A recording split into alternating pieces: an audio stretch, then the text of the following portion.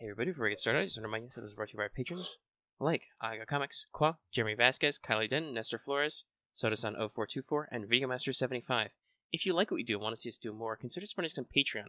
You can get access to episodes early and lots of other goodies, and it'll really help us out. Thank you for your support, everybody. Thank you. There we go. There's the iconic click. Hi, everybody. Welcome to Let's Dig FGO. I am one of your hosts, Omega, and I wrote a page and a half of notes on CCC. And with me, as always, is Lucky, the tallyman who did not tally me banana. But daylight did come, and he won go home. I have no context for this. I tried to sing Tally Me Banana, I think, last time we had Rashomon. But I may have goofed it a little, but yeah. I'm just referencing the fact that I know this because you were streaming a lot during the Rashomon event, that you had a terrible habit of not doing all your missions. Yeah. So he no tally his banana is good. But hey, we're here. Yeah. So everyone, I hope you're enjoying Fate Grand Order, aka there are Oni behind you and there's Oni in front of you. What do you do? And while we here at Studio Mega like to bring you the latest FGO related news and memes, we will be talking about current and future events for both the JP and EM version of the game, so anyone not wanting spoilers should remember to log in daily as to not lose their login streak. Again. By the way, there's another context to our spoiler warning today because, hey, in case you can't tell, because it was voted by a majority of people in our Patreon, which, by the way, it's about to roll over to a new month, so we're going to do another topic poll, and we'll talk about that more later, if you're interested in this sort of stuff. But, also, hey, BT Dubs, we did not get any additional questions on Patreon Q&A, so there's still one in the hopper, and I think we're going to do like you suggested and wait until we have a minimum of 3 before we shoot a video. Maybe 2 if they're long. If anyone's, I guess if we're on this tangent, if anyone's asking why there hasn't been a live with Lucky post coming up, there are reasons. I'm still doing it, but I'm trying something a little bit different here. You will see. Yeah, live with Lucky in both forms, both streaming and just live on Discord is really Lucky's baby. So I just let him at it. I would have waited like probably a couple days into the month and been like, hey, you doing something? Just to be sure. Yeah. But yeah, so. But the reason is people voted for teaching Omega Sensei to be taught what the fuck was going on in CCC. So, if you don't want to know, and don't know, then you're going to want to tune out in, I'm going to say, probably the last half, if not 3/4 of this show, because there's not a lot else to talk about. Holy shit, FGO. But yeah, so that's, we'll talk about that later. First, let's check in with everybody's favorite Kohai. Yeah! Senpai! 起きてください. That's right, everybody. It's time for Wake the Fuck Up Senpai, our regular segment for pro tips. Today, a small one. I'm sure we've said something similar to this before, but, just children's relish free time. You don't get a lot of dead days or weeks even in FGO these days. It doesn't happen a lot. So, even if you don't need to catch up on story for half AP campaigns like right now, make sure to take your time to actually spend your daily AP doing your dailies or anything else you need to do. I've been clearing out a couple of free quests I still got lingering in like Babylonia and Shinjuku for some extra quartz myself. Also, hey, by the way, if you haven't done the Bandits of Mount Oe optional special Babylonia quest, you should. There's a lot of really good mats in there. I got like 5 or 6 bones and some fucking gallstones. See, that one surprised me because you do the free quest and then another one pops up. Yeah, you do the free quest and then the second free quest, which is why I recently actually did it. You only have to do it once, too, to get your quartz, so it's really fun. Also, you fight a boss Ibaraki, which is really funny because of how that story goes. But yeah, basically... Yeah, it was one of the... Go ahead, Lucky. Yeah, because basically in Babylonia, they say Ibaraki was summoned, but she just ran off to the fucking mountains and you never see her again. And then she shows up in the free quest and you're like, oh, this is what she did. Yeah, she basically... immediately fucks off after Gil summons her and does her own thing. And gets murked by you. Good job. But yeah, so that's what I did. And just, take your time. We know that there is an Onigaishima soon announcement at the panel, but we don't know when it's starting, so hey, keep an eye out. Really quick, we'll just cover Records from the Throne. So basically, there's 2 notes here that both say in different colors, challenge quest complete. Yep. So, did them. I used seals. I was probably going to have to use seals one way or the other. I just did for the revive because it was simpler. Yeah. Same. I probably could have, 100% NP charged or healed Jalter and still cruised through it. But I got to do something funny when I seal revived, which is a rash came back. and was able to finish this off with a Stella, which was good because the poor boy had been clearing drunken citizens all week, so I let him get in a boss kill. Honestly, the challenge quest design was actually kind of fun. Like I didn't quite at first pick up on what they were doing because I'm like, okay, what are all these bonuses here? And like, okay, she's got a lot of damage reduction. Do I got to beat up her hands? It's the time-based thing. Then I killed like the first hand, and then it cycles over to Ibaraki, and like she's taking no damage. And I'm like, and then the second hand comes in. And I actually look at the enemy count, and I'm like, oh, this is actually really clever. I did like the design. The only thing I didn't like about the challenge quest is when you get to the lower ends, they only start giving you one hand, and you're like, God damn it! Yeah, they are specifically the left and right hands. They do not. So you have to beat up all the ones on the back, otherwise they don't spawn through. So yeah, that was a little frustrating. Which I thought was clever, but at the same time, I'm like, fuck. It's a little frustrating because the way damage or target splitting works is if you kill the first hand, you cycle over to Ibaraki. So yeah, you'd have to like make sure to focus on first the back, then the front, and then it's a little complex for how FGO's mechanics actually work. They're pretty simplistic. And see, here's the interesting thing about that is the backhands would always have, actually, no, I don't remember. No, backhand is always 5 pips, and then the front hand is always 3 pips. Is 3 pips. So if you're targeting the backhands... Yeah, you almost always want to kill the first hand because it'll drop that MP on you. Yeah, so... As I said, like, there was some high level thoughts going into yeah, this one I really liked it. It did actually have like I said, a decent design because it was kind of like a boss rush, but just for the hands part. Ibaraki herself was just fairly normal to her 3 million HP version. Once you actually can do damage to her, it goes down a little easier than like your 6 mil runs. Here's the question I had though. Because basically once you beat her, she starts popping guts. So she basically continues to pop guts until she gets off her NP. I don't know. I think if you kill 100% of the hands, her guts dropped, because I never had to deal with her guts. I did, because I killed all her hands, and her guts just kept fucking procking and procking and procking until her MP went off, and then she said, and then I think it was like an effect hit her, like her grudge was spent, and she just fucking died. I was like, oh. It's like, I don't know, but it was just kind of weird. Because like, literally, I was, like, killing, like, Ibaraki, like, 4 times, because I was using double waivers, as usual. And, that curse damage, yo. So, like, 4 times around, she was going down and gutsing through it each time until she got a Noble Phantasm off. Like, someone in the comments below, like, let me know how that worked, because I'm curious. Yeah, I'm trying to actually find, let's see, what's the... Yeah, I'm looking at the high difficulty quest version. There's not actually any notes about her special effects or anything going on here. It just notes that after you beat up the hands, they're replaced. So, I'll have to see if anybody knows about any special traits of her stuff. It's not worth Not All the World's Evil because it's such a meh, but hey, I spent literally every ticket we got in this event, and also all the tickets we got from 6 million downloads, and I got a couple cool CEs, I guess. I think I got a second Vestal of the Saint.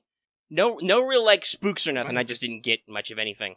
More mana prisms. How many tickets am I up to? I think I missed 2, because Lucky's a fucking dumb. No, I gotta, hey, listen, I was rolling this. I was like, listen, hey, maybe I'll get lucky and Ibaraki will come home. I don't need any more single-target Berserkers, but I'd like them.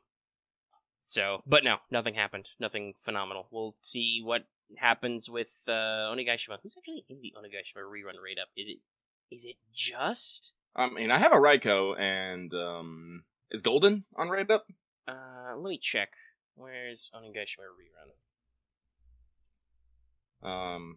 I said, but even honestly, even if Mr. Golden himself is on Raid Up, yeah. I'm not rolling. Ooh, I have to look at one of the days though.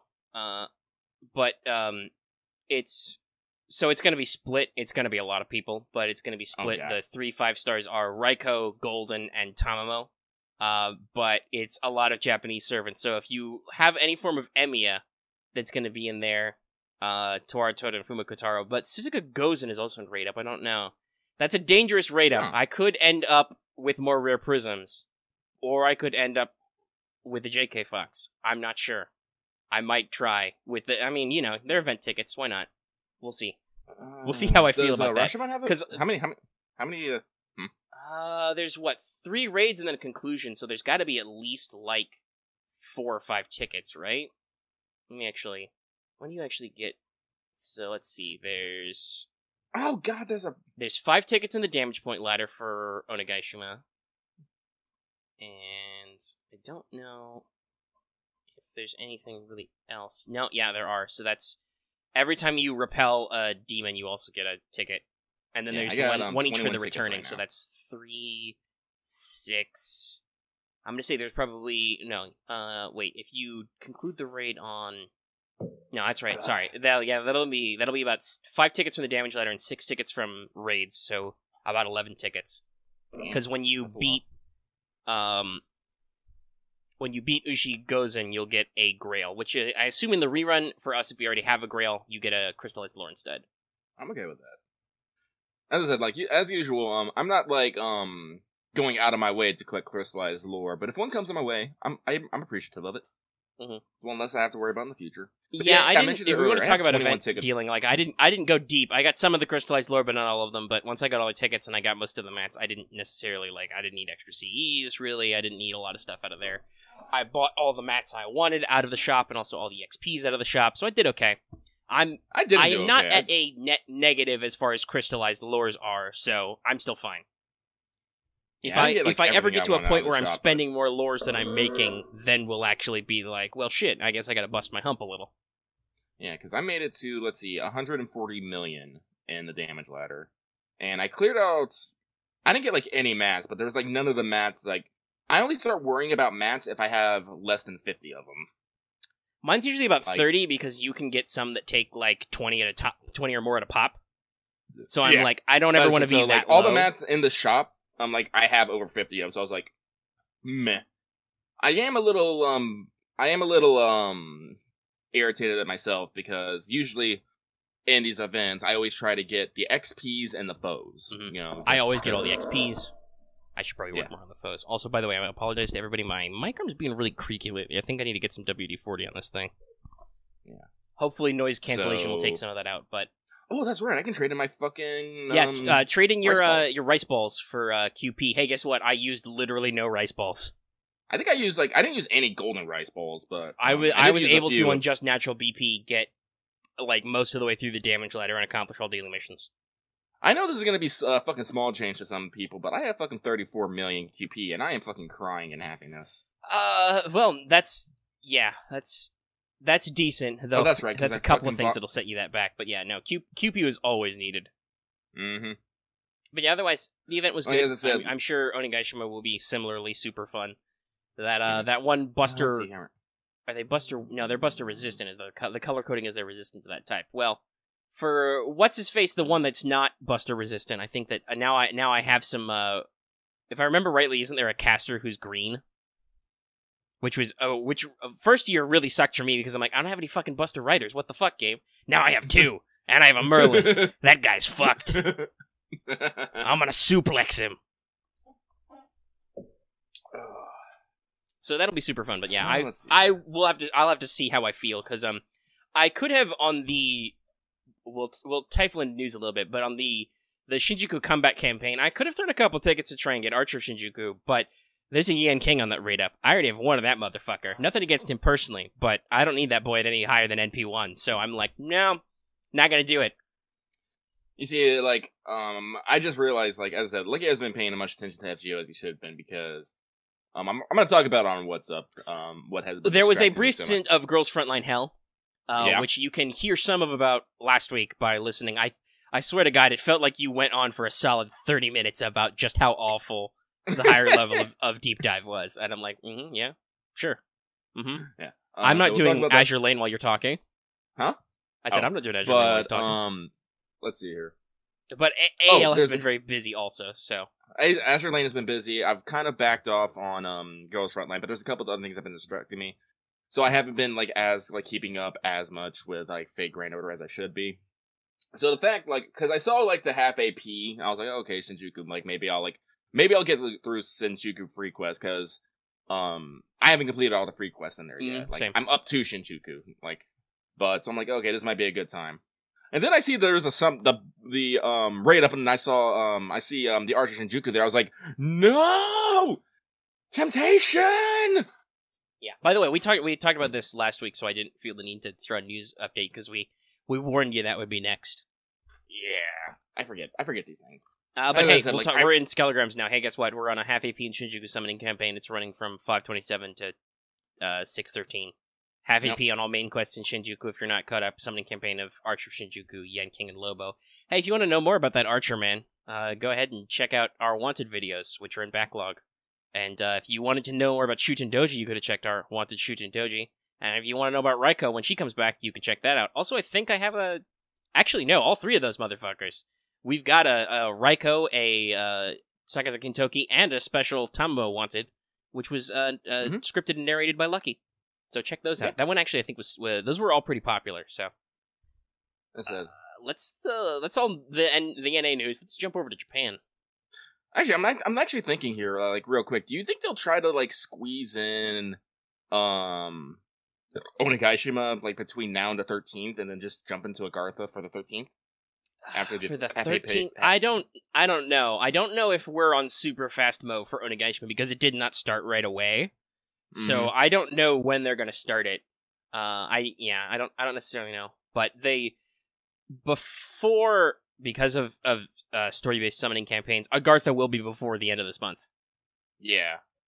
Just like how they had to do with Camelot because they're going to do the GSSR and all that stuff, so they need to make sure everybody's in the game, assets are in, everybody has a chance to actually get the story, so they don't need to worry about stuff. So yeah, we're just get ready for a bit of a fast-paced month. And then immediately after Anniversary, I guess, would probably be Summer Rerun, and then New Summer. So, hey, welcome to hell. Ah, shit, I should probably use, like, some of these mats to start leveling my Summer Summons. Wait, shit, that means my shot at Da Vinci and Holmes is gonna be before Ryder Mordred. Fuck me. God damn you, NA pacing. You fuckers. Whatever, hopefully they'll give me a shitload of free quartz. I can at least afford a 10 spin. We'll see if something happens. Oh god, no, don't use those. Anyway. JP news. Guess what? There's no news, basically. JP hit 1,400 days. They got 10 Saint Quartz. By the way, we just hit our 700, so we can basically just kind of assume now that we are literally, like, 700 days behind, like, give or take, like, what, 20? We're approximately 700 days behind JP. We're 50% behind them right now. Yeah. That seems about right. We're about halfway, because of the 2-year gap. Oh, we're halfway there. Oh! You didn't finish. Anyway, Hunting Quests 5. Hey, super exciting news. Don't everybody love Hunting Quests? Actually, some people do like Hunting Quests. Well, it depends. Let's look at what they've announced for this. What's actually happened so far. The first one was the usual one. It was skeletons. It gives you bones. Skeletons! Most people appreciate this. The second one was ghouls, which are an enemy type that'll be introduced later this year with Salem Chapter. And they drop the freaky nails, which have a really scary metal name or something. I don't remember what it's called. And then the most recent one is books, which drop pages, which everybody fucking loves. Everybody need them pages. Yeah. But mostly the fact that I think this is running solo in the Raw. There's no other events right now. Like, everything finally ended. It's just, at least so far, 4 more days of Hunting Quests. Has people a little bit concerned and befuddled.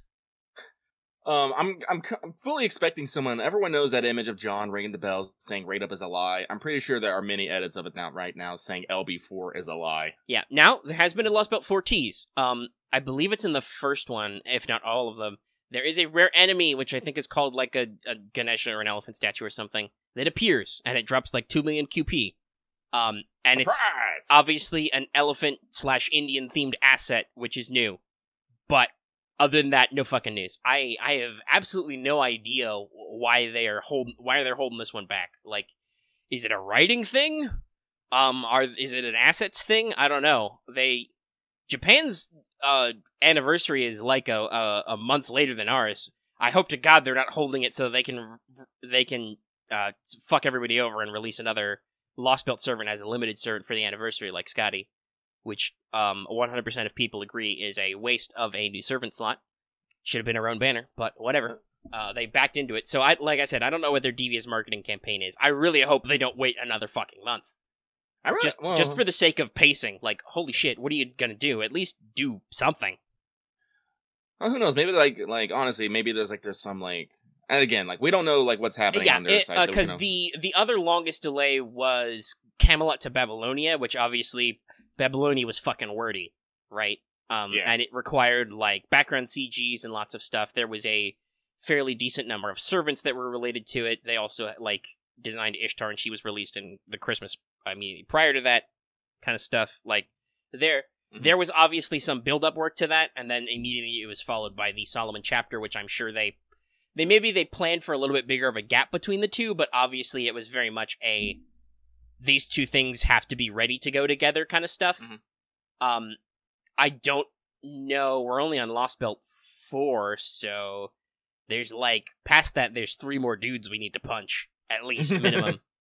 So, yeah, like I said, I'm not 100% sure why there would be such a delay, but there's some kind of something going on, clearly, because it's not like they're, not like 100% of the time they're doing new, fresh events, right? Like, there was OQ, and that was a pretty hefty event that had a high-level danger quest at the end. That was pretty decent. But you see, like, after the OQ, mystery like, quest was just a daily story mission. Like, that was fucking nothing. Like, honestly, I honestly feel like something weird has happened, and they've had to push back, like, it for a little bit, because, like I said, like, this much faffing about just seems weird. Yeah, let me actually look at what the event listing for Japan was recently.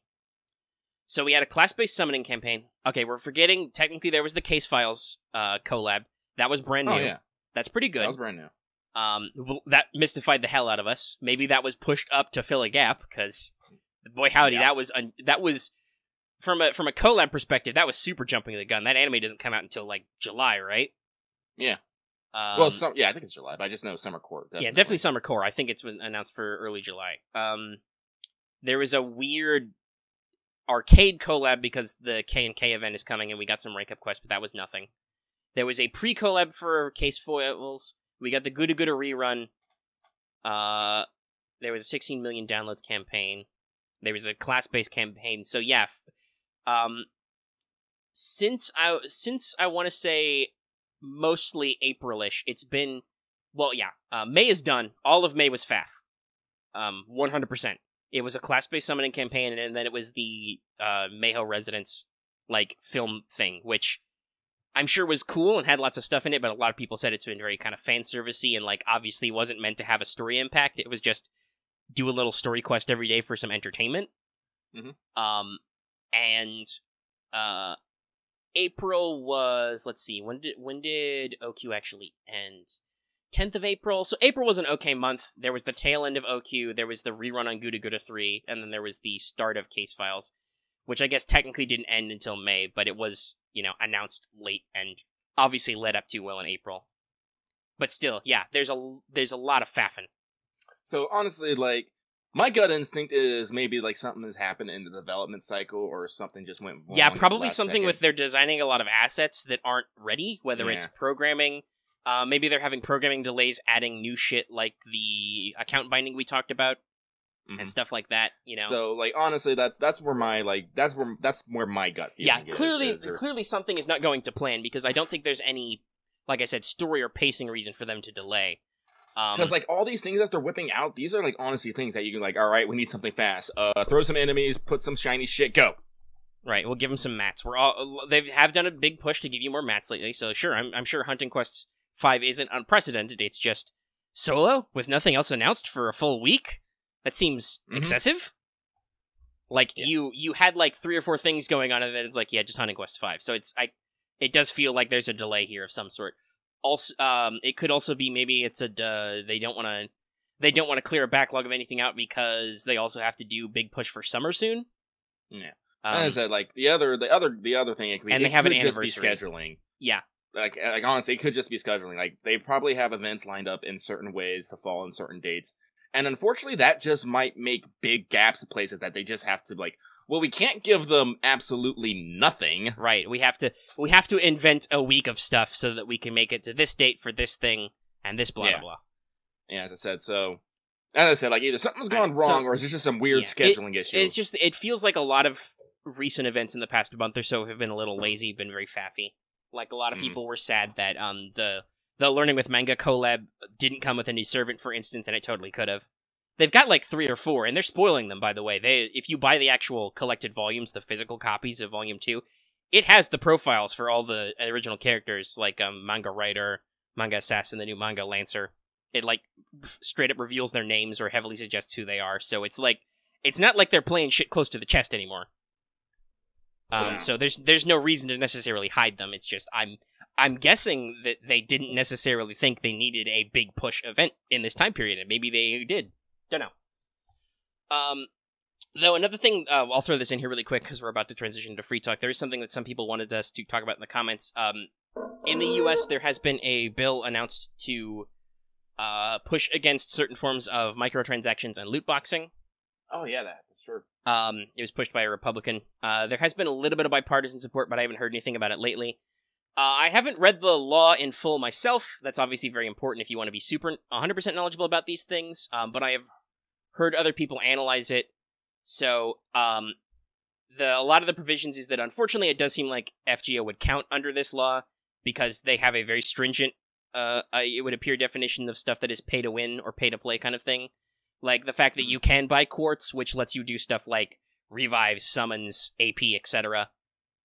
Does seem to count, even though I would argue the game is 100% functional, free to play, right? Either on freely given quartz and natural AP and stuff, like you don't ever have to spend quartz. But it would appear that for the legal definition, because you can, it counts. The primary concern, though, of the law is minors, so basically the idea is that the game companies would have to certify that the people playing these games are not under 18, because, I don't know, apparently we can't trust parents not to let their kids run wild with their credit cards. Oh, no. Sorry, that's a personal pick with me. But yeah, so I would assume that depending on how the law is worded, that what this means is that it may or may not affect much in integrity, because what FGO will probably just have to do is, we've got account bind coming, they'll probably have to make it so that you have to verify you're 18 to download the game, which will probably not affect their profit margins at all. They will age gate it, and then that'll be that. How stringently they have to age gate it, we don't know. That may be why we're not hearing a lot of stuff, because they're working on account binding, which would make this sort of thing make sense, you know? Mm-hmm. For like legal stuff. Like I know, for instance, we'll talk about this more on WhatsApp, but I know, for instance, I checked this the other day because I had an error with AL on purchasing something, and it's when it was like double check your stuff. I just had to close the app and reopen it. But one of the things was like, make sure your account is bound first. And I'm like, wow, I didn't realize that they require you to have a bound account before they'll take your payment credentials. So I don't know if that has to do with Chinese end stuff or US end stuff or what. I know that there's a lot of complex stuff involving the laws here.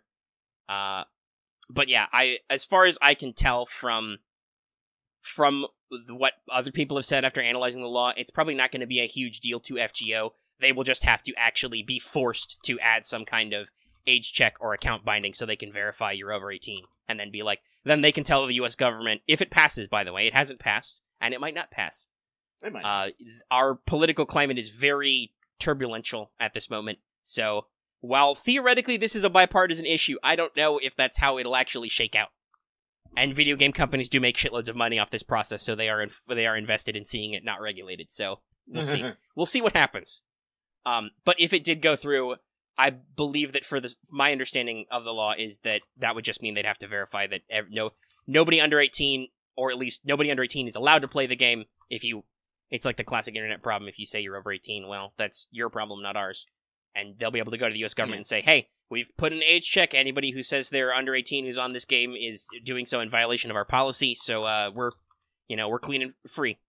FGO should be making enough money that they don't need a concern about something minor like that. And hey, guess what? I'm sure that all their profit comes from people who are over 18.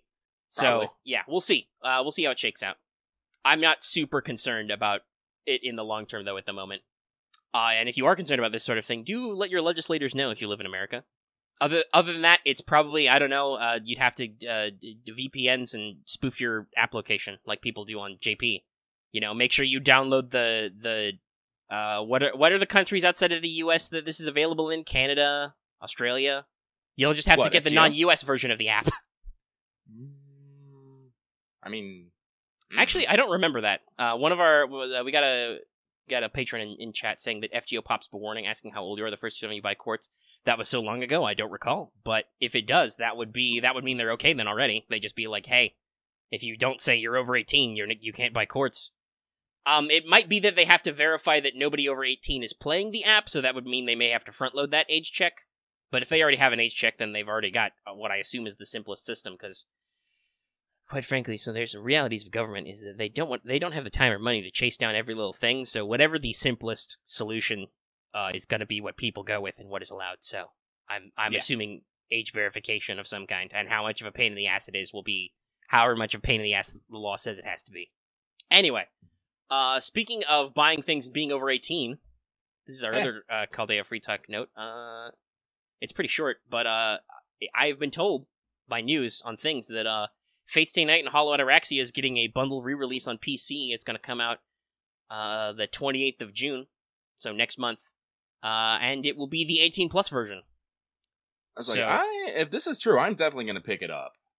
I believe so, yeah. Now, it's in JP, obviously, only. They have not fully announced the licensing, but it exists, and there have been fan patches for forever, if you're interested in that sort of thing.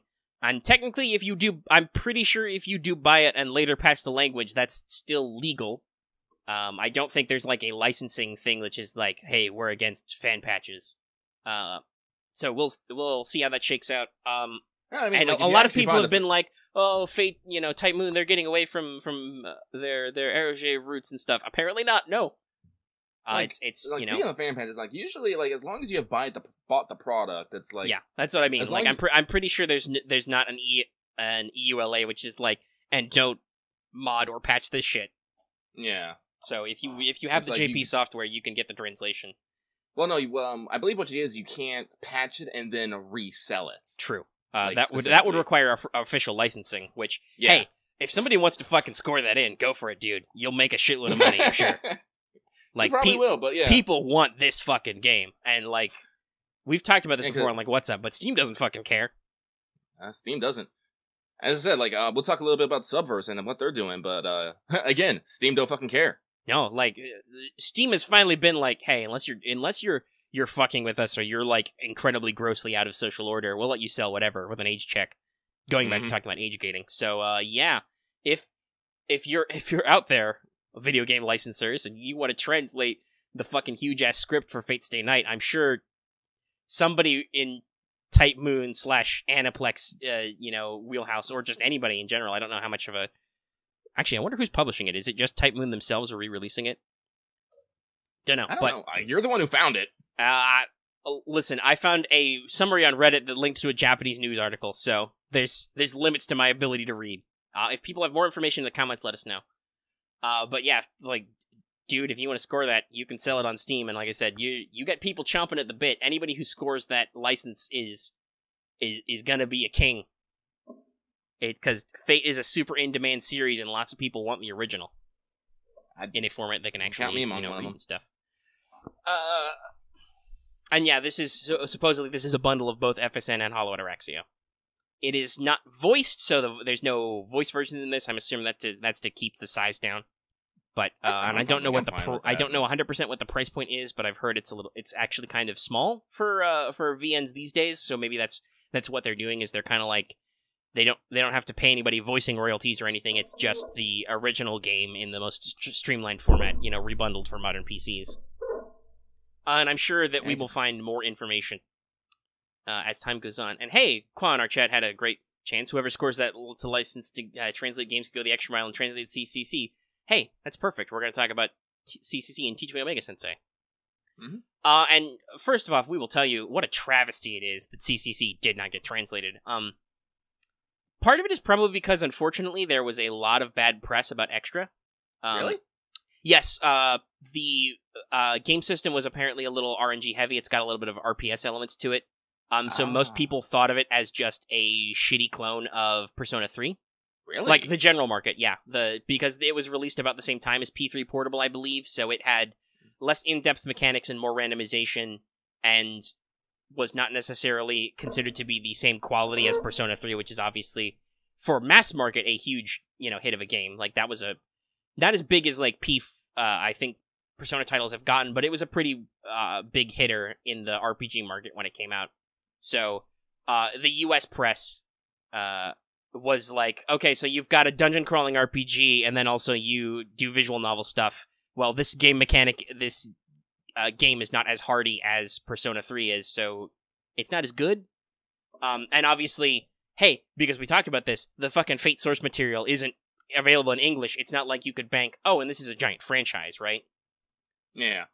So that, I think, was some of the problem. But CCC fixed a lot of that. They streamlined a lot of stuff with the game mechanics and got a lot of new stuff. And apparently a lot of said it was a swan song for the PSP. It was a really good title, which pushed the graphical limits of the PSP and, like, did some serious work. It was only released in Japan. I think the other thing was that it was rated...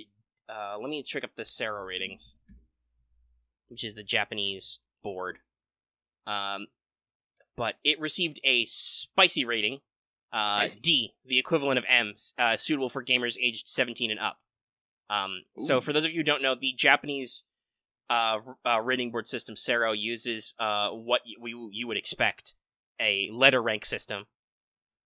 So A is all ages, B is 12 and up, C is 15 and up, so B is the equivalent of E10, basically, C is teen. D is 17 and up, Z is banned for sale to any person under 18, so H games and stuff. So this was rated D, it was rated the equivalent of M for mature on the PSP, so I'm sure a lot of people were like, this is a spicy game, we don't know how well this will sell over here in the Puritan United States.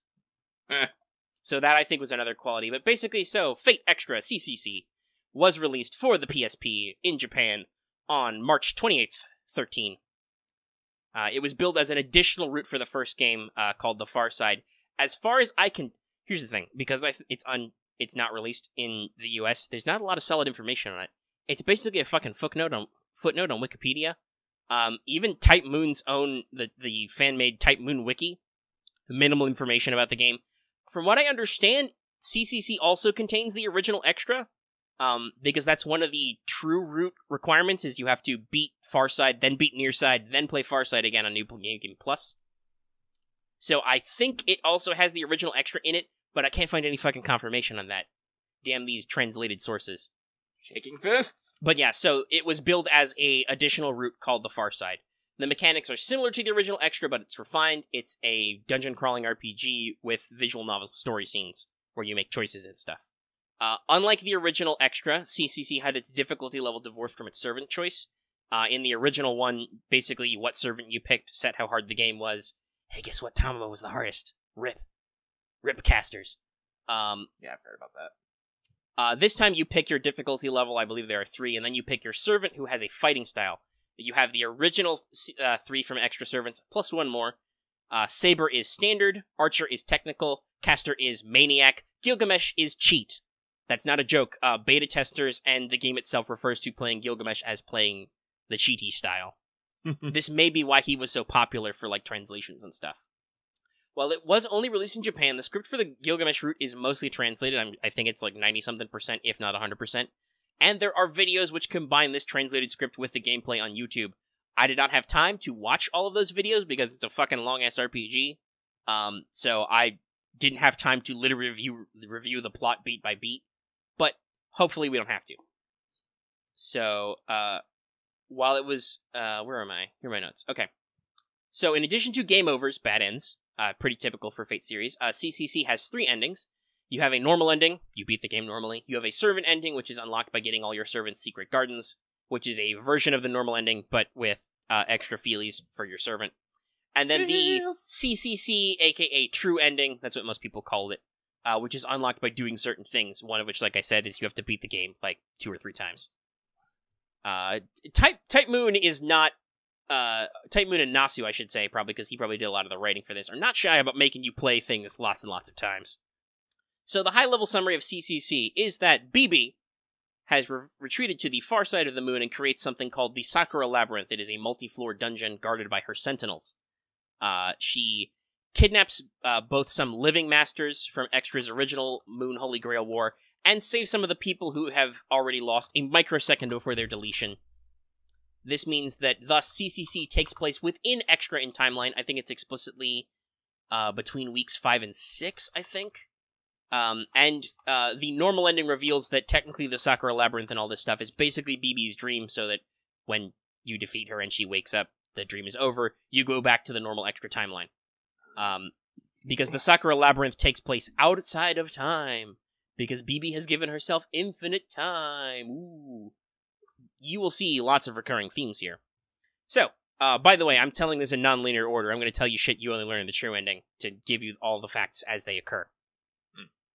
So, the BB is born from the Sakura AI who exists in Extra. Sakura was an AI NPC you could get healing stuff from.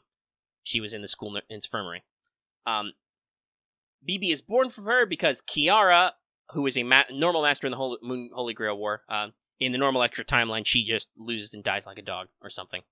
But she is a hacker, and she tampered with the Sakura AI's programming, giving her free will. The Sakura AI falls in love with Hakuno Kishinami for very typical and corny fate reasons. It's literally like she's having an AI freak out, and Hakuno is the only person to talk to her and go like, "Hey, are you okay?" And suddenly, true love. It's a little BS. I'm not sure Nasu understands how relationships work. But the Sakura AI exports her feelings, 69 loops or days of love, into a backup. The backup becomes BB, who is decided to rebel against the Moon Cell and prevent Hakuno from being deleted at the end of the Holy Grail War. BB places Hakuno in a digital construct of the school building in a sleep, but Hakuno eventually breaks this down. You awaken, you start the game. In case you didn't know, Hakuno's the player character, by the way. By the way, BB's name stands for Black Blossom, and in other contexts, she is referred to as Black Sakura, much like Dark Sakura. It's a weird Japanese thing that they consider dark and black to be similar. No, it's because Hakuno's literally the only person who has concern with them. Yeah, it's really corny, and honestly, like Hakuno's really fun because they do actually have some personality. Like, I've read some of the notes from the script. Hakuno has a super sassy internal monologue, which you would know also if you play Extella. But still, like, Hakuno has personality. It's just that's not why the AI decides to love them. It's just because, for some reason, Hakuno is literally the only person in this digital construct to care about an NPC. Everybody else is like, fuck NPCs. Yeah, like, honestly, in our modern world, I don't know how often that would fly. Yeah, people have already bridged into the gap where, like, they anthropomorphize the shit out of things, but it's Sakura, so Sakura is suffering. Well, so since some people are asking some questions, the Fate timeline, there is a note about a incident in 1999 which fucks up the world's mana supply, so Earth's population of mana to do magic is depleting, its natural resources are also depleting, so the Earth is a war-torn hellhole where magic people can't do as much magic anymore. To get out of there, they FTP their fucking brains in the magic VR to the moon with the Moon Grail Automaton, which is an infinite Spiritron computer which is there to observe time, space, and shit. Extra is really bullshit. How much this has to do with, like, the higher level concept of fucking Nasuverse? I don't know. Extra is like a little bit extra bullshit. Yeah. But yeah, basically, mage hackers are called wizards with a capital W, wizardo. And they do magic hacking and stuff. So Kiara is a magic hacker. You as Hakuno are kind of a shitty magic hacker. You do okay, but you're obviously, as is usual for Fate, you're kind of a shitty protagonist. Like, you're not really well trained as a mage. You mostly get by on strong bonds with your servants and grow as a commander. They say this though, but like Gil's default stats are as good as he was under Tosaka Tokiomi. So like you're at least got some starting good quality material. I think Archer is as good as under Rin, if not better too. So you're not awful, just you don't necessarily know what you're doing. So anyway, in the general CCC plot, it's broken up into chapters. As far as I can tell, there's prologue 1 to 6 and then a final chapter. Depending on whether you're on the normal or true route, I think the final chapters are different. It's basically similar to Extra in structure. You explore the Sakura Labyrinth. You defeat major bosses, the Sentinels, in order to escape. You gotta eventually discover BB and confront her. Yeah, the Moon Cell's a trip, dude. But it's an infinite wisdom computer, so thus it is a holy grail, because it's an unlimited wish-granting machine. Also, as we'll discuss later, Moon Cell's not fucking about. But we'll get there in a second. So basically, we're not going to go blow by blow here. I don't have the time or inclination to literally tell you what happens in every single chapter. You can watch the videos yourself, you can read the translated script, whatever. But basically, As you progress the story, you will collect items called SGs. These give you access to the secret garden, which is the hidden portions of a person's heart. Only when you face them, for real, their real selves inside their secret gardens, can you free them from BB's control, and you gain allies through Secret Garden and Punishment Game. You learn stuff about them. You learn their flaws. You have very, very lewd sequences. Oh my god, Nice. Natsu, what the fuck are you doing? But that's kind of the point. You'll see this if you actually fetishes. look through this. There's a lot of suggestive nature to this and like getting into the human psyche. Also, hey, the one who teaches you how to dive into the heart is Kiara, so that's to be expected. Like it's you don't know it, but you should probably think of anything that she designed would be a little lewd. Yeah, more than a little. Yeah. The exception to this is the alter egos, because the alter egos are pure personality. They perish after you force them to confront their flaws. They basically can't exist that way, and then they die. No. Rip. It's super tragic. In addition to new characters like Kiara, Jinako, Liz makes her first appearance in CCC, Karna, BB, and the alter egos. You also see a lot of recurring characters from Extra, like Rin, Rani, the Harway brothers, Gawain, stuff like that. They come back.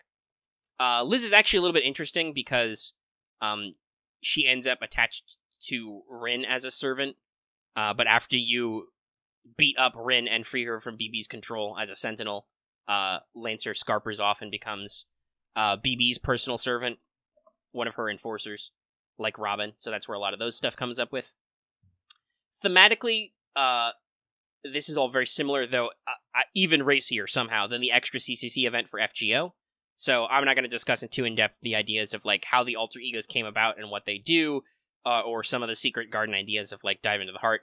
If you played the event, you should be familiar with those concepts. That's basically how Extra played out, only, with different battle systems. In Extra, you actually go dungeon crawling and stuff. In FGO, you just poke nodes and do mobile gaming stuff. Also, yeah, I would. A lot of people have talked about the way the original arts were. Honestly, I do think that Wada Arko as the artist influenced some of the stuff. Wada Arko is very lewd herself, so that could do some stuff. And yeah, Liz is fucking crazy, and like, it's interesting. A lot of characters have character development in CCC, which we get to skip to the end of in FGO. Because Liz is just a fucker. Like, this is full-blown migraine, mental illness. She even is classified as a berserker at some point, Liz. Like, Liz really gives no fucks. She is, I would argue, similar to entities like BB, the malevolent AI, and the alter egos who are fucked up, pure personality multi-gods, and Kiara the true demon. Like, Liz is just real messed up. And you can argue, well, some of that's innocent monster and the dragon blood and the nobility and whatnot, but also sometimes she's just a bad person.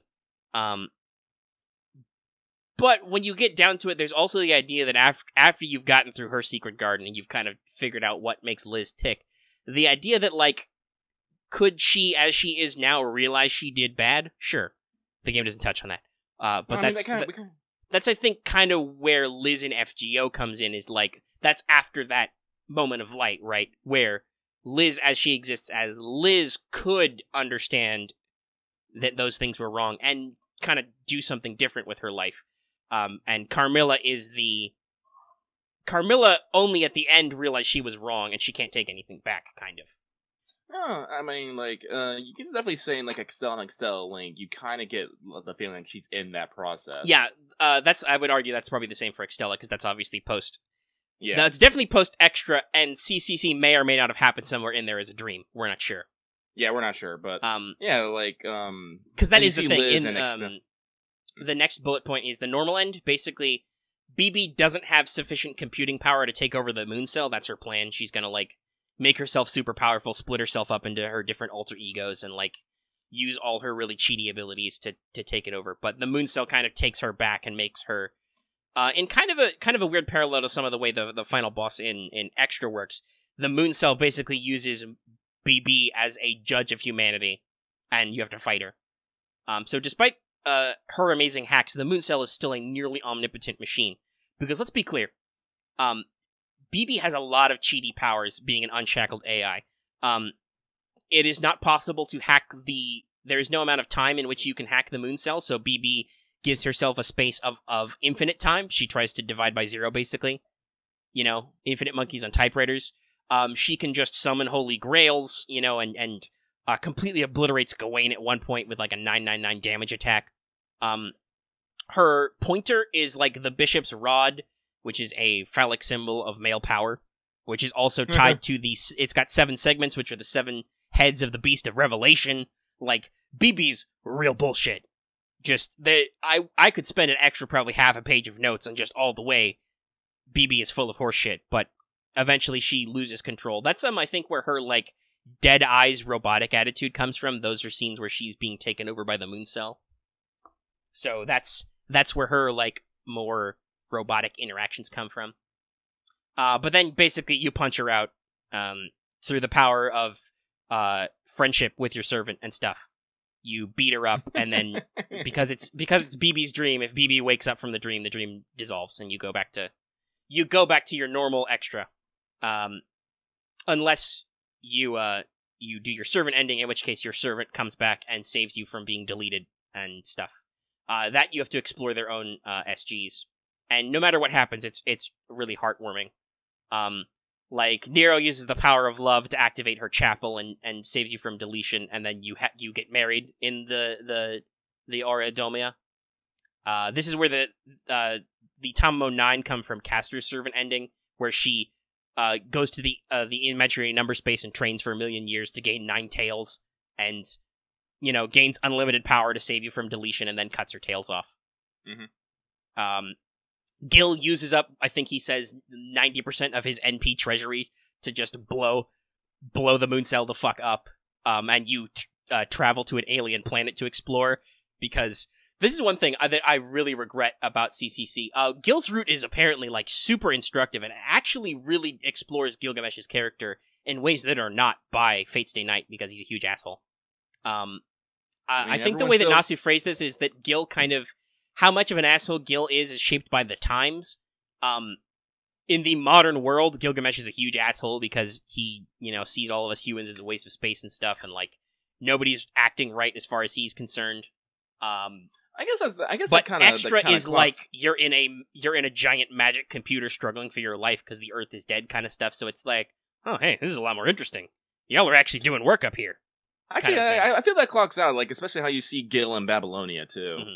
So yeah, that's one of the sad things, and which is why I'm glad it's really translated. I really have to watch those videos sometime. I just don't have the fucking time. Maybe when we're on only half AP, I can find the time, but it involves subtitles, so I have to read. So that's always a pain in the butt. But yeah, so you learn a lot about Gil. I don't remember Archer's specific ending. I think it's just you, instead of being deleted, you wake up on Earth and you see a dude who looks like Archer, and you have a really bro moment. Bro. Or possibly a romantic moment if you're Lady Hakuno.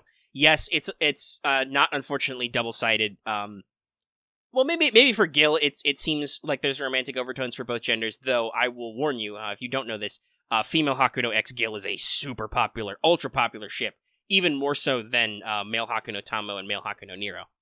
I believe it. Like, everybody loves Lady Hakunon, but, like, her and Gil is apparently the most singular popular ship. But obviously, Nero and Tamamo swing a little both ways if you're playing a lady, and you can only access, though, Archer's deepest secret garden if you are playing a female. So, like I said, I don't know if it necessarily swings fully both ways. But hey, Archer's cool, even though he's a gay icon. Everybody remembers gay for Archer. So in the true ending, we learn some new things. Basically, this is where we realize that it was all Kiara's fault. In this sequence of events, the alter egos are not destroyed because you don't use the secret garden on them, which fucks everything over because it allows Kiara to absorb their data. Normally, during Meltlith's chapter, Kiara is killed by Melt. Melt just stabs her, because, I don't know, Melt and Kiara don't get along. But in this route, she survives, and she ultimately becomes the true final boss by absorbing BB, and then she uses Han's Noble Phantasm to become a true demon. Because Hans is a scary motherfucker. However, she isn't able to use her full power against Hakuno because of the girls she absorbed, aka True Love, and is defeated. Well, This is supposed to be poetic because in her end, Kiara laments that she was not defeated by a savior or by heroes, but by girls like her, and then blah, she dies. Blah. In this true ending, the Sakura AI reveals herself as the origin of BB. She reconstitutes your body on Earth and makes one for herself, thus you both escape the near root of Extra and you get to be together because secretly CCC is about Sakura. I know, it's a little weird. And there you have it. That's the rough overview of what happened in CCC. I seriously think Nasu has like a love-hate boner for Sakura for some odd reason. Yeah, thematically, it's supposed to be like Heaven's Feel of Extra. It's like that third root that deals with Sakura a lot. Or it's analogous to Hollow Ataraxia. It lets you view old characters in a new light. It lets you explore new characters. It has a fucking lot of Sakura, all things considered. It's also a lot more darker and personal themed. With some more lewd with the secret gardens and like delving into the psyche and really unpacking some of these people's issues. Like, there's some dark shit going on here that you get up in. I do like me some dark shit. So there's that. And that is what Nasu has described it as, and thus having read a lot of summaries and stuff on, I kind of concur. It's meant to be, it's on a similar foundation, but the direction the plot takes is completely different. You know, that's how Heaven's Feel kind of is. Because thematically, Unlimited Blade Works and Fate are very close. You resolve your conflicts differently, basically. Yeah. But Heaven's Feel is takes a big swerve in that plot. And that's kind of how CCC works. And you, like I said, you talk about a lot of psychological themes, a lot of dark themes, a lot of different stuff in people. Also, Kiara is supposed to be explicitly compared to Angra Mainyu, which in FGO stuff makes a lot of sense. Because you would argue that you would compare Angra to basically Tiamat, right? So that kind of works out that like how what Kiara could do if she wasn't held back by true love is obviously foreshadowed. I've got a bonus extra fact for you. BB doesn't mind if you pronounce her name Bebe or Baby, so that's cool. And then there's CCC Foxtail, a manga adaptation with Tamo as the main heroine, which makes sense because Extella kind of operates on the idea that Nero was the primary heroine and then Tamo is just kind of there. But obviously then it timeline forks. But Foxtail is based on a lot of elements which were cut for time or were part of a story restructuring in the original CCC, and we're not going to talk about that today. But it deals with a lot of ideas that were originally going to be put in for gameplay and stuff, but they were thought to be redundant or they were too complex to implement. Wasn't Suzuka Gozen supposed to be? Yeah, Suzuka Gozen was cut for time, and she's a major antagonist in because she's a foil really well with Caster, so yeah. She's in Foxtail. King Protea was originally going to be in CCC as like a anti-grinding mechanic. If you ground too much in levels of the labyrinth, King Protea would appear and smash them.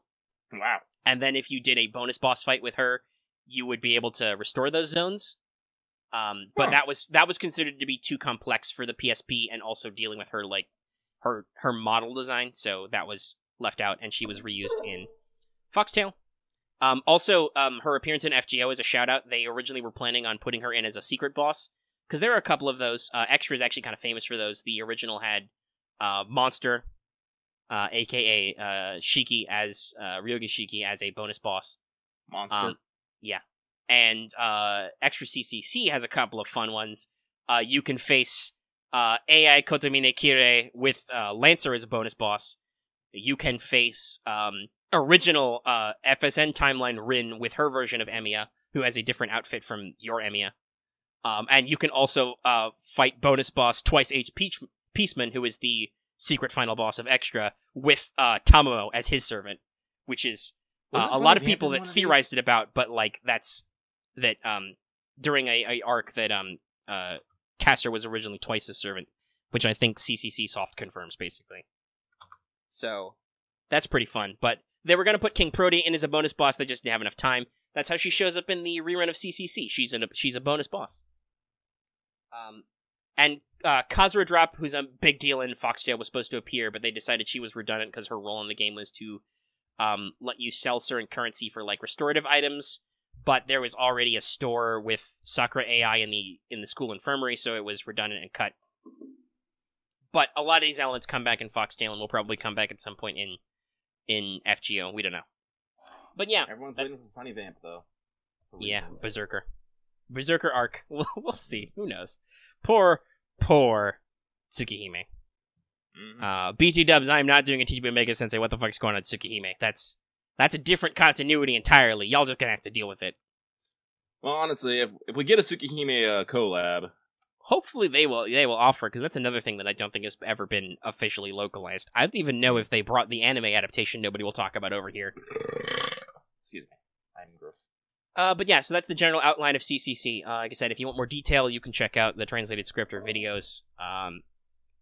Like, if you want plot details of, like, what's going on with the individual characters, you can do that. I'm just here for, like, a high-level thing, because a lot of people were curious, and I was kind of curious, and it turns out that CCC is basically the collab event, but with different mechanics and different main characters, I guess.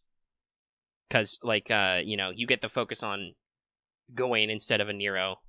You get a little bit extra focus on Emiya Alter. Cat shows up instead of Tama, which is hilarious, even though you don't really delve into whatever the fuck's going on with her. I think the FGO CCC event definitely builds off of what the original CCC was. Yeah, so it definitely thematically harkens to it in a really good way. And now, like I said, I've read a lot of this information. I'm like, oh, that was a really good collab. Yeah, so like now, like it's one of those things. Like the FGO event can stand on its own, but you will only get that extra depth of what actually the fuck is going on if you played the original CCC. Though I will say, apparently, CCC collab does a lot to basically save Gawain's character and Passion Lip, actually. Gawain's a lot more of an asshole in Extra. A lot of people know this. Like, he trash talks all your servants. Part of that's because all your servants are kind of dangerous people. In the original Extra, that's kind of the point, right? That you're dealing with people who might be more anti-heroic, and Gawain is a pure boy. Another reason why the Gil route is popular is because Gil dunks on everybody. He and Hans are like the dunk masters. They are constantly sassing everybody. You want to know what Gil's pencil in for your name is, because it's CCC has a lot more voice work, and so you can still pick your own name. He calls you Mongrel. He just calls you Zashu, even as a master. So it's like, all right, okay. Like Archer just calls you Master. Everybody should know. Nero calls you Sosha, which is transcribed as Praetor, but is much more. Some fan translations have done it as Maestro. It means a player of music. I think it would be, personally, I would think it would be funnier if you just translate it as player, just make Nero really meta. But it's also a hint at her true identity. And everybody knows Tamo calls you Goshojin-sama, which is an alternate way to say master, but also implies husband, because Tamo wants to get married. Anyway, yeah, I don't really have anything else extra to toss it in CCC. But Lip is apparently a lot more innocent and lacking self-awareness, which makes her kind of annoying in the original CCC. Because she doesn't understand what's going on with her hands as dangerous weapons, and she doesn't understand that her appearance is kind of weird. Which it was like, also her original CCC design is a little bit spicier, which in turn makes it weirder because she does have a really unusual, even unnatural body shape with her giant hands, and the cup size is not normal. Okay, let's just. You may have watched some big titty anime, but like that's not necessarily how Fate usually goes with its character designs. So, and she basically has no self-awareness in the story. Yeah. So that I think led to a lot of people to think she was kind of annoying, because she's part Brynhilder, so she's very stalkerish to you. Her iteration in FGO is a lot more mature. It's obviously post CCC. She realizes stuff about her life. And it makes her a lot sweeter. Mm-hmm. Melt, I understand, is pretty much normal. It's just in CCC, she gets a little. She either latches onto the male protagonist, or if you have Archer, she latches onto Emiya, Nameless, as kind of her weird yandere thing. But then she gets over it.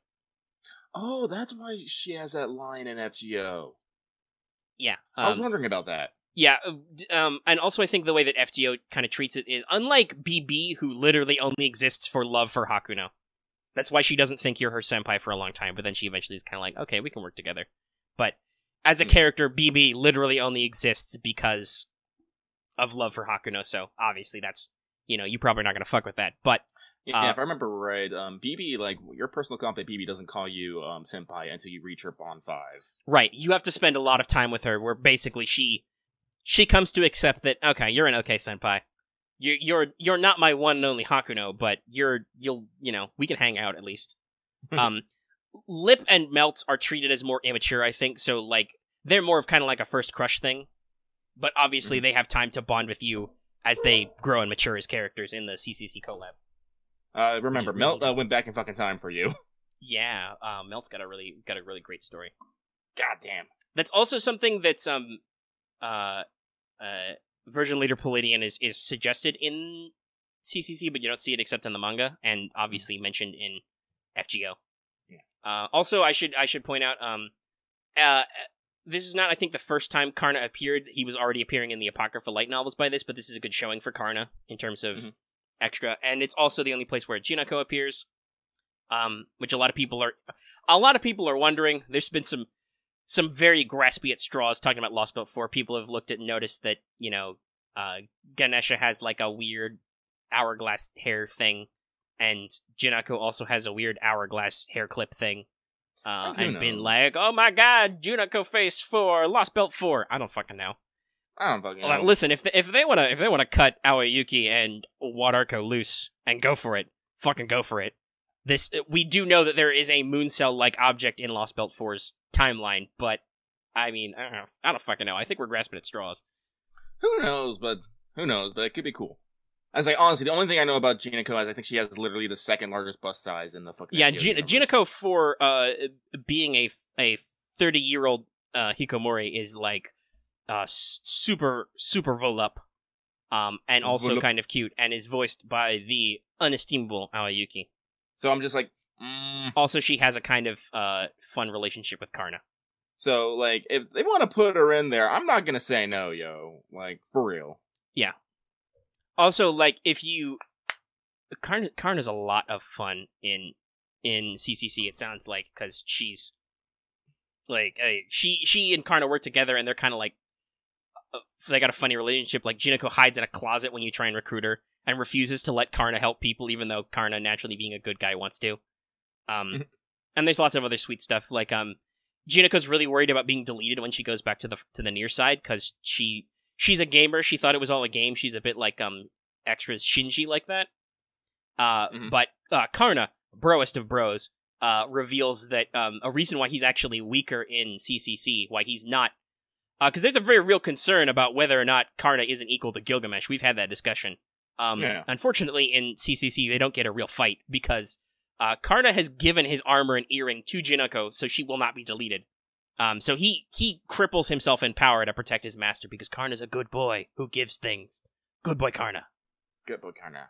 I'm still kind of mad that I got fucking Arjuna, not Karna. I was like, rip. Also, there is a funny note that technically one of Karna's attacks is super powerful and can, because Tamamo still has like the lowest HP total, he can one-shot her.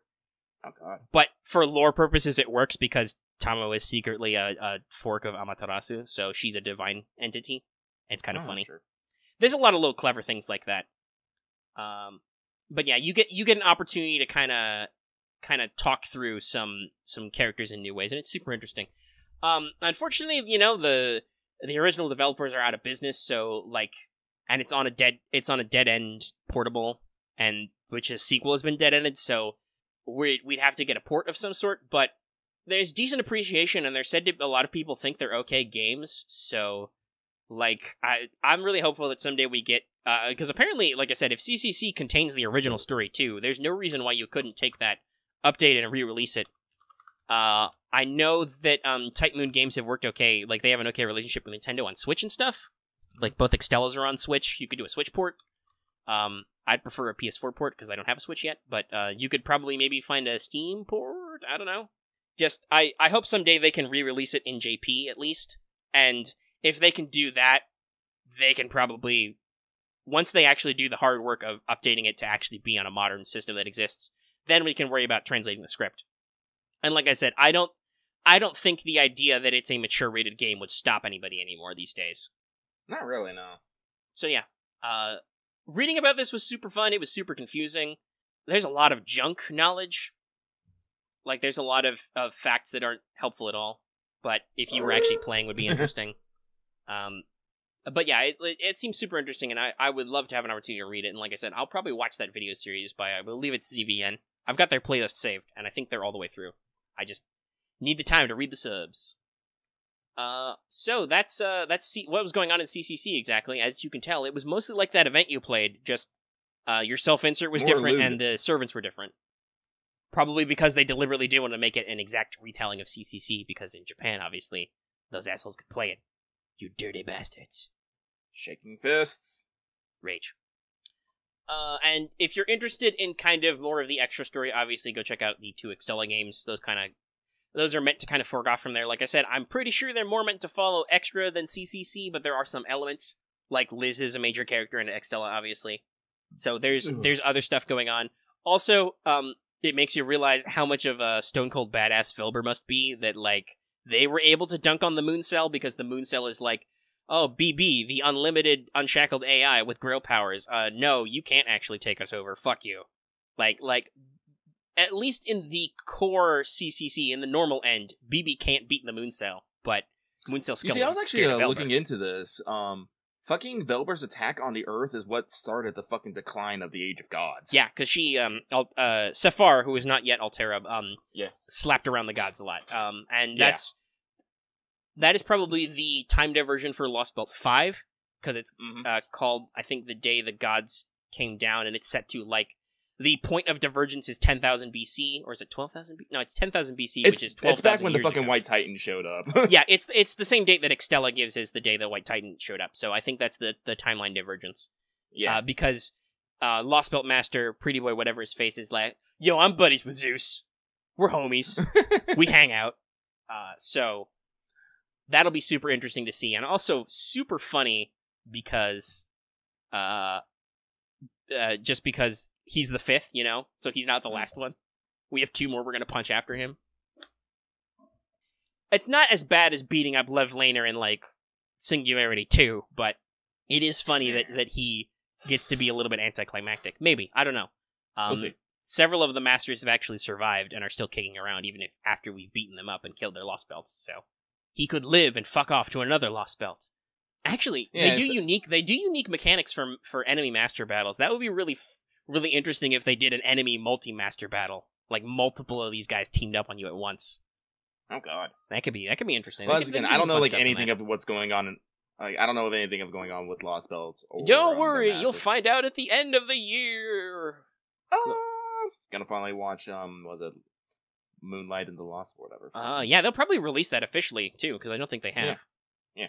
They'll do Moonlight Lost Room. We'll have the Babylonian anime will have come out. That'll be cool. And we can actually read Lost Belt stuff, because my understanding is that it's super exposition heavy. But anyway, we've got Agartha, Shimosa, and Salem to get through first. And like we said, Agartha soon. Oh man, I really don't know when that's going to come out. Hold on, let me actually... See, it's kind of crazy. Like, I almost know nothing about what Agartha's about. Like, I kind of understand what, like, Salem and Shimosa's about just by context and just seeing what little bit, but Agartha, I'm like, no idea. Agartha's about the Hollow Earth. Well, I know what Agartha is, but, like, what's going down in Agartha? It's like, Yeah, well, we won't like, I look at Shimosa, so I'm like, alright, there's probably some weird feudal lord shit going on over here. So, the original release date of Agartha in Japan was the 29th of June, so assume we're about 2 weeks ahead of them. That'd be about the 15th, so I want to say next show will be... Yes, let's see, what today's the 29th? It's a Saturday. They could do it like that. They could do it on the 15th. They'll probably move it up to, like, they probably would move it up to the 13th, honestly. Yeah, that's what I was saying earlier. Like, they might be able to shove Onigashima in this next week. Let's see. Onigashima, is that in about a week? Maybe Monday, if it's 10 days. I don't know the exact distance. But yeah, they could push it up as early as 13. Or they could have Onigashima run until the 15th. That'd be about the right time frame. We don't know. Yeah. Either way, let's see. Today is the 31st. So next show will be recorded on the 7th. Either way, to be safe, we'll probably do Agartha pre-release, pre-game on that date. just so everybody's caught up and knows anything they need to know about bosses and stuff, and how many chapters and how much quartz you're getting, what kind of shit you're gonna get. Also, hey, reminder, similar to how Shinjuku evil servants got bonus bond points, in Agartha female servants, also Astolfo, Chevalier Dion, and Enkidu get double bond points in story quests. So remember that if you're farming bond. I might put my alter egos in the back line then. Yeah, get up that bond. I get up the bound. I'm gonna use that to hopefully I can rise up John and John Alter up some bond levels because they're close and they're universally useful. I might be able to get my Tamamo to bond 10 then. We'll see. She's like bond 8.5. There's a new CE that'll come out, Phantasmal Species, which is Iskander's Bulls, and it increases your NP strength by Rider class. But anyway, we'll talk about all that stuff later. So like we said, wow, we're at almost an hour 20. Nice! We did good. CCC took a lot. Yeah, Axe, it's Hollow Earth stuff, and there's going to be some weird, interesting. There's references to weird lost places like El Dorado, Nightless City, and stuff. I don't want to give away too much, but there are some interesting mechanics that they're going to utilize, I think, that will be, it'll be a super interesting script to read. Let's just say that. I'm okay with that.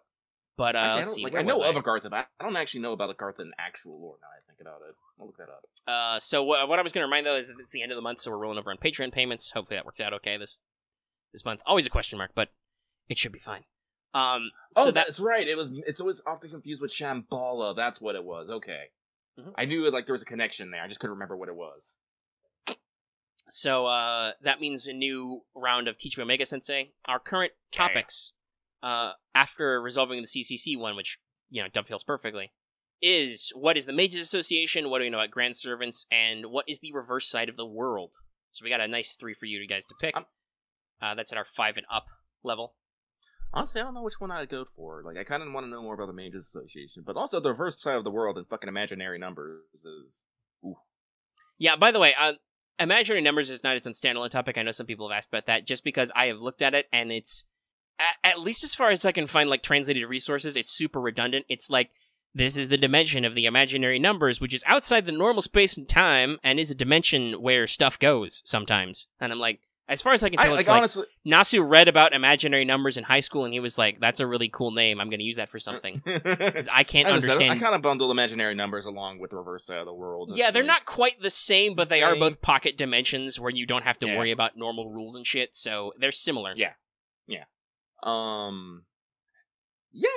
Also, Axe, no, those are those are the code names of servants, so you will see them listed as Berserker of El Dorado, Caster of Nightless City, Assassin of Nightless City. So that's if that's a spoiler, that's their own fault, because that's what they subtitle the characters as to avoid giving you their true names. Like I said, I hear we'll once I'll have to do a new Wanted, so we'll be. I should probably have that in pocket next week if done, but we'll definitely be using code names for a little bit, but after that, it's hard.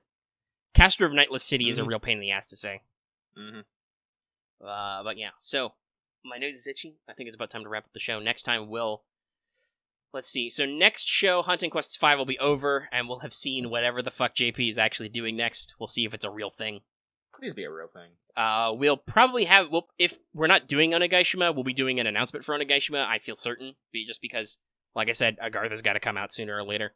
We'll probably do the Agartha pregame just to get it out of the way, so look forward to that. If there's any other news and anything else ongoing. I don't know what I'm going to title this episode. I kind of want to do a joke about Hunting Quest 5, is this a Lost Belt 4, but I don't think that works in a text format. I may just call this Omega Explains CCC. Because that should get people interested in clicking it, and is also 100% accurate to what this episode is. The Watson effect will be in full force. So yeah, we'll go ahead and wrap this up. Lucky, you got any final thoughts about FGO stuff this week? No, honestly, I'm pretty sure, as I said, I'm just trying, I guess the best way to say is I'm just trying to keep the faith, things are gonna keep coming, things will come out eventually, and we're gonna get cool new servants and cool new people, so, yeah. Like I said, unfortunately, again, I'm probably not gonna be putting as much time into FGO in recent days until probably, Onagaishima actually comes up.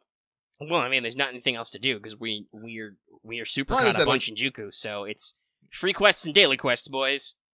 Yeah, so I'm probably going to be stuck on Azure Lane and other games, which will be talked about on what's up tomorrow. Yep. But as usual, it's only 4 p.m. PST. Gonna be a stream.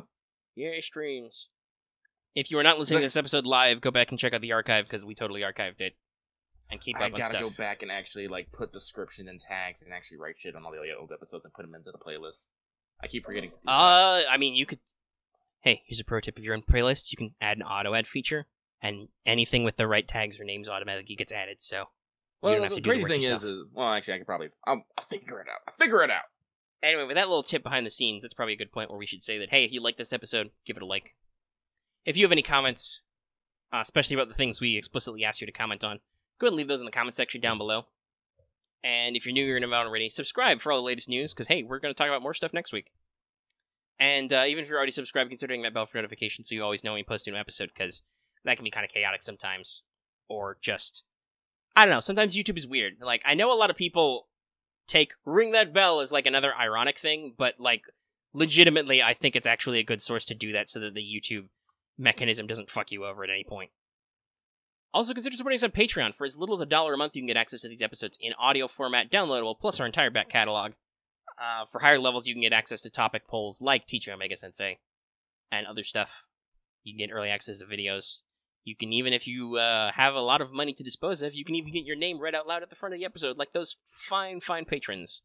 Super fine. And that's Let's Talk Cafe over this week. I'm gonna go drink a lot of water. I'm gonna go stare at screens and make things actually fucking work so I don't have technical difficulties for 5 minutes while I try to fucking stream. Just insert your own technical difficulties here.